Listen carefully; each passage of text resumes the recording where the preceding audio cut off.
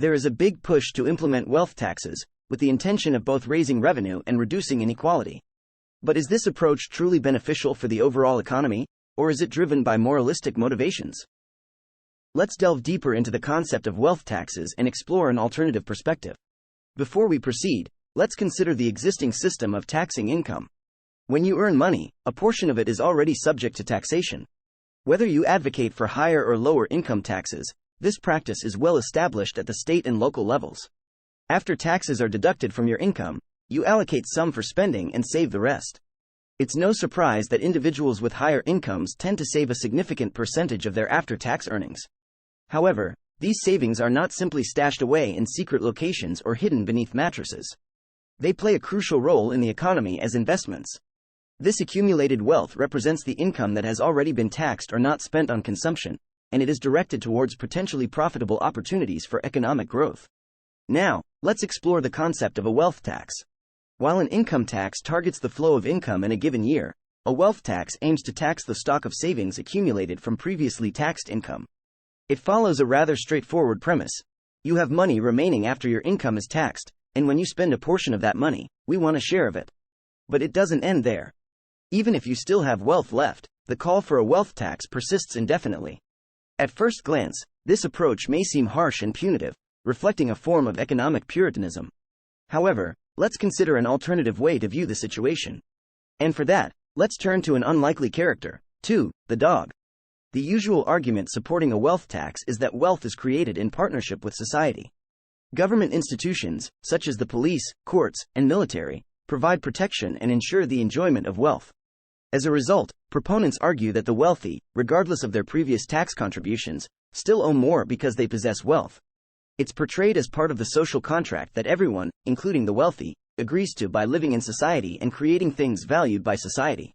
Let's imagine this scenario as a contractual agreement. Suppose I am constructing a new house and require a well-functioning toilet.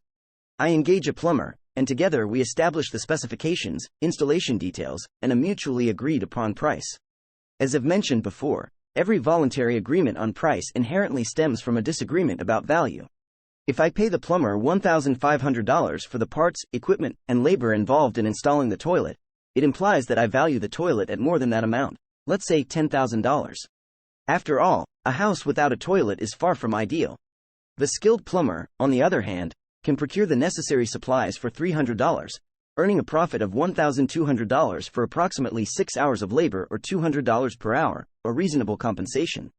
Admittedly, I benefit from this transaction by gaining $8,500 in value. However, this mutually beneficial outcome is a characteristic of functioning markets. While the plumber may have desired a higher fee, the competitive market for expert plumbing services dictates the price. If he had demanded more, I would have sought an alternative contractor. The plumber completes the work, and the toilet functions flawlessly. I remit the agreed upon $1,500 payment. The following day, the plumber returns unexpectedly, claiming that he has created substantial value for me by providing the toilet, and as a result, I should pay him more. I remind him that in a competitive marketplace, prices are typically based on production costs rather than the perceived value of a service. This concept is famously illustrated by Adam Smith's diamond and water paradox, which highlights that although water is invaluable, it is available at a remarkably low price. Nevertheless, the plumber remains unconvinced. However, I present our contract, reaffirming our agreed-upon terms, and he reluctantly accepts it.